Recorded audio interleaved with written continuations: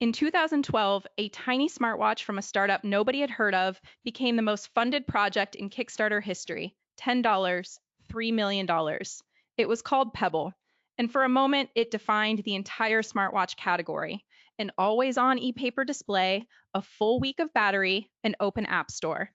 By 2016, Pebble had sold over 2 million units and raised a second record breaking $20 million on Kickstarter.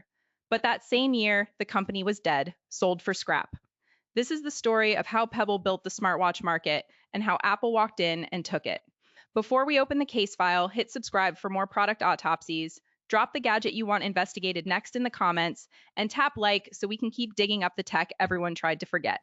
Pebble launched on Kickstarter in April 2012 with a modest goal, $100, zero zeros. It hit that in 2 hours. Within weeks, 6800's backers pushed the total past $10 million. It was, at the time, the crowdfunding platform's all-time record. The idea was simple but radical, a watch that connected to your smartphone, showed notifications, and ran apps, all on a low-power screen that stayed on without draining the battery. No one else was doing it, and Pebble's campaign tapped into a hunger for wearable tech that the industry giants hadn't yet addressed. The watch promised something neither Apple nor Samsung was offering, an accessory that augmented your phone rather than trying to replace it. Pebble's secret weapon was its 1.26-inch e-paper display, a black and white panel that was readable in direct sunlight and sipped power. The watch could go 5 to 7 days without a charge, a feat that still embarrasses most smartwatches today. But more than hardware, Pebble was a platform. It had a genuinely open SDK, and developers built thousands of watch faces and apps, from fitness trackers to games to GPS integrations. The company even created a dedicated app store. This wasn't just a gadget, it was a community-driven device, years before Apple would open its watch to third-party apps in any meaningful way. By March 2014, Pebble had sold over 400,000 units, including the original Kickstarter batch and the more premium Pebble Steel, and it wasn't slowing down. In February 2015, the company announced it had shipped over 1 million smartwatches. For a startup born on crowdfunding, these were staggering numbers. Pebble wasn't just a niche geek toy, it was the best-selling smartwatch in the world. The Verge called it a record-breaking Kickstarter success story. But while Pebble was celebrating, the industry's biggest player was quietly preparing its own wrist computer. Investors took notice, and Pebble raised an additional $26 million in venture capital, according to CEO Eric Migicovsky. The company seemed poised to dominate the wearable future. In early 2015, just weeks before the Apple Watch was set to launch, Pebble returned to Kickstarter for its next act, the Pebble Time. It introduced a color e-paper display, a microphone for voice replies, and a new timeline-based interface. And it broke records again, $20, $3 million from 7,800 backers, becoming the most funded Kickstarter project ever. The company even teased smart straps, modular bands that could add GPS or heart rate sensors. The campaign showed core fans were still passionate, but the timing was brutal.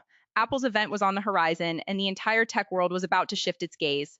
There was an irony. Pebble was raising more money from fans than ever, while the ground beneath it was about to collapse. On April 24, 2015, the Apple Watch arrived. It was more expensive, less battery efficient, and required an iPhone. But it had something Pebble didn't: deep integration with iOS. Apple could access notifications, health data, and system features that third-party watches couldn't touch. And with Apple's marketing muscle, the watch quickly became the default smartwatch for iPhone users. As TechCrunch later noted, the Apple Watch sucked much of the oxygen out of the room.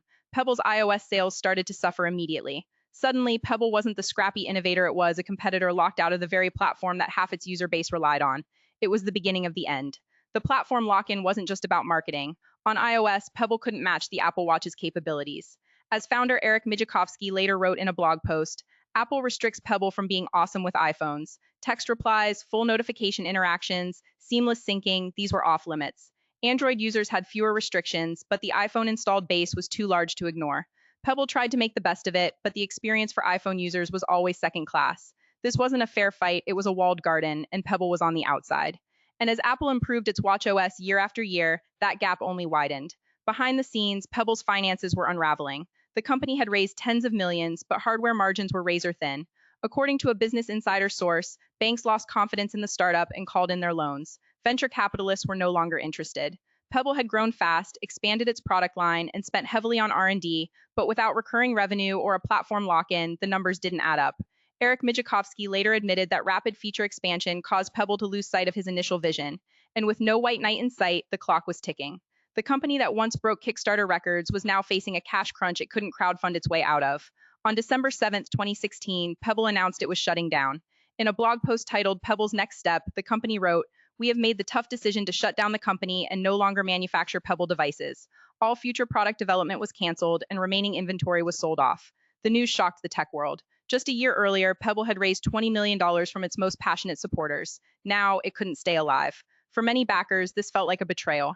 They had funded not just a product, but a vision, and that vision had run out of road. The company was being sold, and not for anything close to what it had been worth in its Kickstarter glory days. In February 2017, the buyer was revealed. Fitbit, the fitness tracker company, paid just $23 million, barely more than the Pebble Time Kickstarter haul, to acquire Pebble's assets and intellectual property.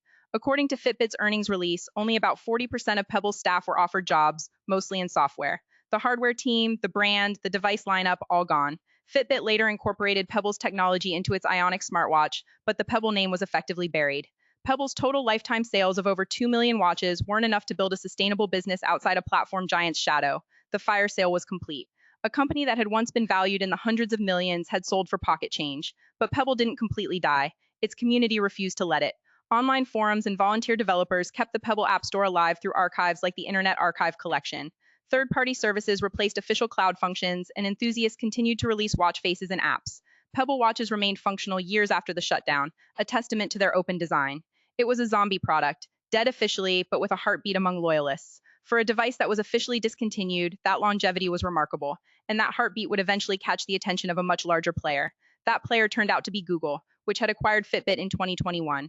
In early 2025, Google open-sourced the original Pebble operating system, providing the software backbone for a full revival led by founder Eric Migicovsky. Migicovsky announced two new watches, the Core 2 Duo and Core Time 2, both running open-source Pebble OS. The catch? iOS restrictions still exist, and Apple's walled garden hasn't budged. But for Android users and tinkerers, Pebble is officially back. The resurrection is bittersweet. The smartwatch market has moved on, dominated by Apple and Samsung, but the ethos of open, long battery wearables endures. As Migicovsky told TechCrunch, "We're restarting Pebble." Pebble's story is a cold anatomy of platform power. It wasn't a bad product, by many measures, it was a brilliant one. But in a world where the most valuable real estate is the phone in your pocket, a device that depends on another company's operating system is always at a disadvantage. Pebble proved there was demand for smartwatches. It just couldn't survive when the company that owned the phone decided to make its own watch too. The lesson? You can build a market, but if a giant decides to take it, you'd better have a fortress. Pebble didn't.